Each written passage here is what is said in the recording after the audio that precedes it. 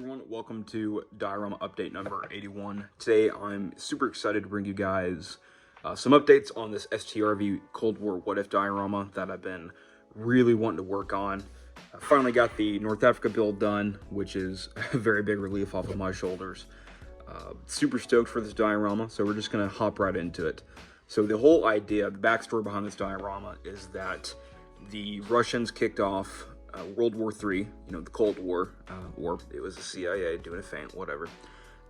And they pushed through Finland, which would never happen, as we know from history. And then they pushed into Sweden. Now, this scene takes place, I forgot the name of the town, but it starts with a G. It's a port town on the east coast of Sweden, like 1/3 of the way up. If you're going from south to north, it's like 1/3 of the way up. Now, it's a nice little port town. Has good access main roads to distribute troops and supplies throughout Sweden. So the Russians took it and they've pushed inland, and they left a conscript force as a rear echelon to guard the town. Now the Swedish forces have done a flank, and they've pushed back into the town to try and blockade the Russian forces. And in doing so, a big battle ensues, and that's kind of where we're at. So got a Swedish STRV that'll be rolling down the road, and then there's a Russian conscript anti-tank team that are going to be in these buildings. As you can kind of see, I have them kind of mocked up to where their placements are going to be. And basically, they're waiting for the STRV to get down the road a little bit, so the arming distance for the RPG can actually, do its thing and hit the STRV from the back, where like the loading ports are for the ammo and whatnot. So, but yeah, that's kind of where we're at right now. Super stoked for this. Just to give you guys kind of an idea of how tall the diorama is going to be, I've got another sheet of ignore that. Got another sheet of foam. The buildings I'm planning on are going to be roughly that tall. Now they're going to be very destroyed, very dilapidated. The roof's going to be caved in. The second stories are going to be blown out. There's going to be snow everywhere.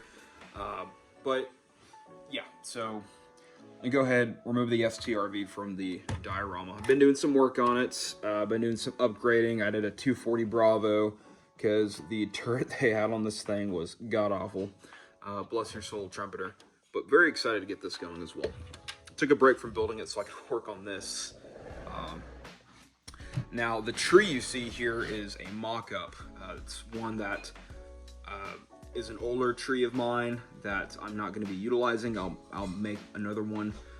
This is just for showing you guys what the idea is. So it's going to be a paved road with manhole cover, curb, gutters, and sidewalk, which I'll be using my concrete paste for, and I'll sand it down really well so it looks like asphalt. And then you have a cafe / bar. I'm not exactly sure what I'm going for yet, probably a bar. And then there's going to be another building next to it with these windows here that are going to be set in there. But yeah, I've got all sorts of neat stuff. Like I've got Vallejo ground texture, snow texture, barbed wire, all sorts of fun resin sets over here, like beds, chest of drawers. I've got this little pack here with like food and bottles of liquid or liquor, all sorts of fun, neat stuff to throw into this diorama. And like I said, this whole block, like these buildings are going to be very destroyed. So I'm going to have like broken furniture, which this is what I'll be utilizing these for. All strewn out about and whatnot, cart, doors, all sorts of fun stuff. But the whole idea here is dilapidated buildings with a very solid defense on the inside. So you've got an alleyway right here, which the Russians are popping out of. You've got a hole right here, which leads into this the building. So there's going to be a trench connecting. Kind of like you saw it a lot in like Berlin and Stalingrad, Grozny and whatnot, making trenches on the inside of buildings. Just something that I thought would be really cool to incorporate into this diorama. So you've got trench leading out into the alleyway that comes down. There's going to be a blanket over this, which is supposed to be their like sleeping quarters underneath the cafe. Just gives them extra protection. You got the bar here. I say cafe, it's a fucking bar. But you got the initial anti-tank team over here, or anti-tankman with the team leader, showing them where to pop the STRV, and then you got the secondary shot here.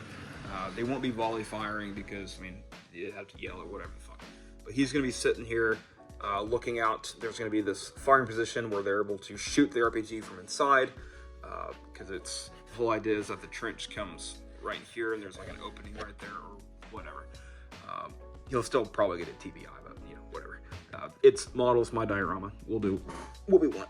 But you have the windows here, this broken out where you can shoot out of it. Second story, dilapidated, you know, all sorts of fun stuff. You got a dresser right there. But yeah, super fun stuff. I'm very, very excited for this. Very stoked. This is something I've been wanting to do for a long time, and I think it looks good so far. I'm very, very pleased.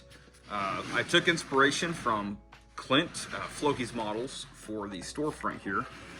Let me just take this phone off of the phone holder. Set that down for a moment. So this is all made out of balsa wood. Very fun to do. Balsa wood and resin is the doors and windows. Lots of fun. I'll have the bar name up there on that little plaque right there.